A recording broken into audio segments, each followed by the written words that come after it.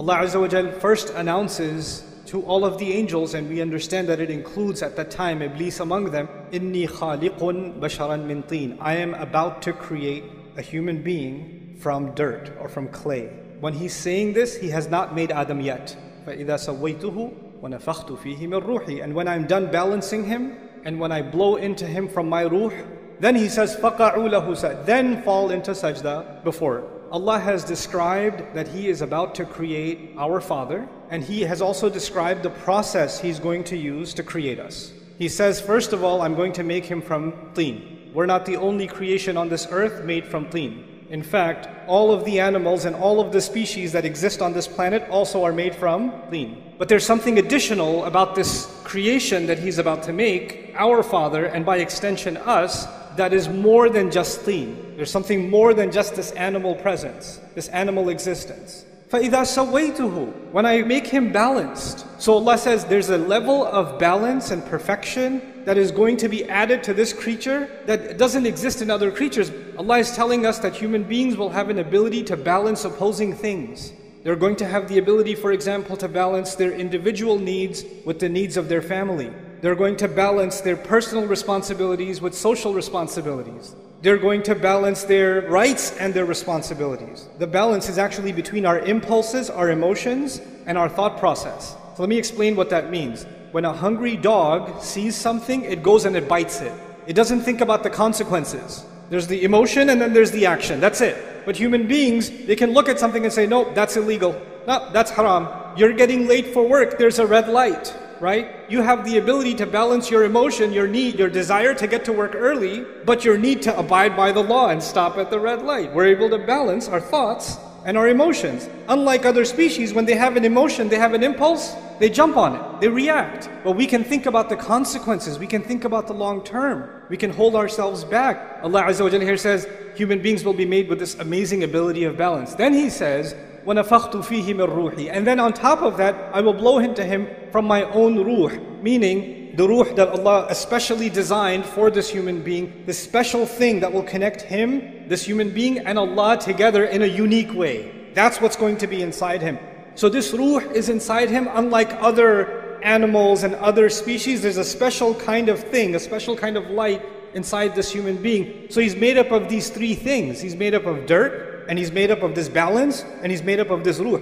And He let the angels know, these are the three parts that will make this human being amazing. And when these three things come together, then فَقَعُوا لَهُ سَاجِدِينَ. Then fall into sajda. It's important to note, the angels don't just see the seen. The angels are creatures of the unseen. So what is invisible to us, like the arsh of Allah, what is invisible to us like the jinn, what is invisible to us like the secrets of the skies, many of them, the angels, they travel through the skies. And then on top of that, they get to communicate directly with Allah. Allah talks directly to the angels. And Allah is telling them that this creature is so incredible. Of all the vast universe that He created, He says this one thing is so powerful that every last one of you should be overwhelmed at what Allah has done when He created Adam. That you should fall into sajda. فَسَجَدَ الْمَلَائِكَ كُلُّهُمْ أَجْمَعُونَ. All of them, all together, fell into sajda. How big of a deal is the creation of Adam alayhi salam? So now, this announcement is made. And Iblis, we know, heard this announcement also. And if Iblis heard this announcement, he also knows that Adam is made up of three things. But we know that when, Allah tells us that when he refused to do sajda, he turns to Allah. He doesn't say, خَلَقْتَنِي مِن نَارٍ وَخَلَقْتَهُ مِن طِينٍ وَسَوَّيْتَهُ وَنَفَخْتَ فِيهِ مِن رُوحِكَ. He doesn't say that. He says, you made me from fire, you made him from dirt. That's just one of those three things, isn't it? There's two more things. And He knows about those two other things. He knows about the taswiyah, the balance of the human being. He also knows about the ruh that is inside the human being. But when he complains to Allah that you made him from dirt, he pretends that he doesn't know about those other two things. But he does. He fully knows. When he denies these other two things, he knows that if he acknowledges those two things, then he has to acknowledge how incredible the human being actually is. But if he only acknowledges the dirt, if he only acknowledges the mud, then what's the difference between Adam and a horse? What's the difference between Adam and a cow and a monkey? They eat, he eats. They get shelter, they get shelter. They have kids, he has kids. He's just an evolved animal. That's all. Okay, so he can stand on his 2 feet. Big deal. He deliberately denies 2 components of our existence out of the 3. Now, he hates humanity. He blames Allah for giving us this position. He swore that he wants to not only see Adam alayhi salam fail, because if you hate Adam, then you got Adam expelled from Jannah, you should be like, I'm good now. I got my revenge. Feel better. Nah, he doesn't feel better. He's like, now I'm going to get his kids. And now I'm going to get his family. Now I'm going to get their kids and their kids. And he keeps ruining human beings time and time and time and time again. One of the things that we learn from this passage and these ayat of the Quran is that Iblis did not want the human being to be acknowledged as something worthy. One of his greatest successes, if he can convince you and me that in fact you're not worthy. Self-worth, valuing yourself, respecting yourself as a human being is actually one of the great crises in the world today. Oh, I used to have a job, but I'm retired now. Nobody cares about my opinion. I'm worthless. I just sit home all day. My son has a job. My daughters are gone away to college, and I'm just useless here. I'm just a burden on everyone. There's an old man sitting in his home thinking he's completely worthless. All I can do is just go to the masjid and come back, but I live with this worthlessness inside me. It's just better if I just die. A young man lives with worthlessness. He says, my brother graduated. My cousin got a job. Everybody else is doing better. This one already got married. Look at me. I've got nothing. Everybody tells me I'm a loser, I must be a loser. What does Iblis want to do? He wants to get people to say things around you in your life. They'll say things to you that make you feel worthless. They don't even realize they're doing it, but they're having this effect on you when you start thinking, yeah, maybe I am worthless. Maybe I'm not that big of a deal. I'm a nobody. Once you develop low self-esteem, you don't value yourself, then you're always thinking the only way I will be valued is if somebody else values me. If somebody else approves, then I have value. So I'm gonna take a picture of myself. I'm gonna make sure I change all the filters enough times, and then I'm gonna post it online, and I'm gonna wait for somebody to do this, or somebody to put one of these, or at least a mashallah or something. Give me something, because if somebody gives me, I have some value.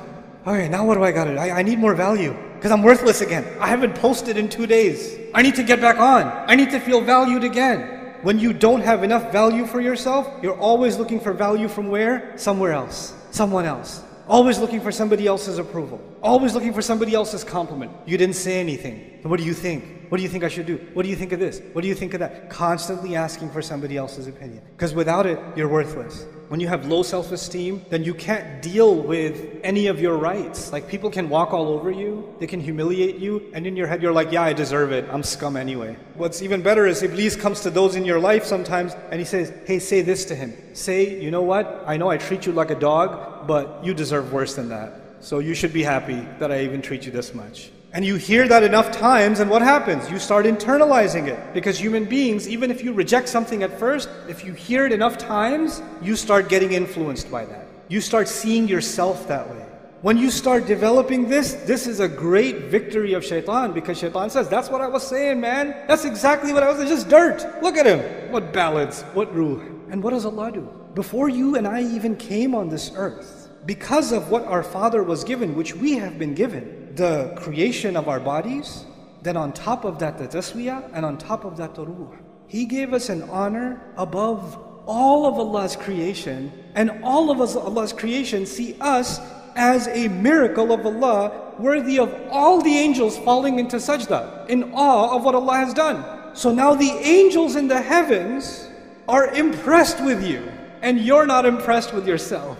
You think you're worthless. But this is one side of the equation, that we value ourselves. But Iblis, he's got multiple tactics. One subject that keeps coming up is self-love, self-worth, self-esteem, which is what I'm talking about too, but you can take that too far. You're amazing. You're the best. Believe in yourself. You. Nafsuk, nafsuk, nafsuk. And you're like, yes, nafsi, nafsi, nafsi. You become like obsessed with, yeah, I'm awesome. I'm amazing. And then some parents do this to their kids. You're the princess. Little 4-year-old girl. You're my princess. Everybody else is ugly. You're the prettiest. You're the best. And this little girl turns into a monster. She goes at school and she goes, the princess is here. Kiss the ring. Like she develops this like inflated sense of self. This is actually the reality of arrogance. So on the one hand, we value ourselves, but what we actually are supposed to value is the potential that Allah gave us. We're supposed to value the ability to make the effort that Allah gave us, not the things that Allah gave us. The things that Allah gave us, He can give to anybody else. And these things will come and they will go. But the only thing of value before Allah is, and before ourselves, should actually be just our efforts. وَأَن لَيْسَ لِلْإِنسَانِ إِلَّا مَا سَعَى. Human beings will have nothing of worth on Judgment Day except the efforts that they made. That's it. This balance between confidence and humility, that has to be struck. Because too much self-worth will turn into arrogance. And too much humility, then you start thinking, I'm nothing, I'm nobody. And that's what Allah Azza wa Jal defined as one of the most amazing qualities that human beings have. There's this spiritual and there's this material. There's this confidence and there's this humility, and they both coexist. There's taswiyah all the time. And it's remarkable, right, that on the one hand Allah mentioned dirt, and on the other hand Allah mentioned the ruh, the two opposites, and in between them He mentioned balance. وَإِذَا سَوَيْتُهُ وَنَفَخْتُ فِيهِ مِنْ رُوحِي. SubhanAllah. Our entire life is supposed to be a struggle to find that balance, to find that real worth in ourselves. So we're not looking for it in other people, we're not looking for it in things, we're not looking for it in posts or engagement or followers. We're not looking for worth in the clothes we're wearing. We're looking for worth in what we give to Allah Azza wa Jal. No goodness is worthless. No good effort is worthless. No human being is worthless. Find value in yourself that Allah has already given you. May Allah Azza wa Jal allow us to value ourselves, see our worth, and not allow shaitan to make me and you see ourselves as someone worthless or unworthy or someone who should be stepped on or should be punished. We should stop doing that self-hatred, and may Allah allow that self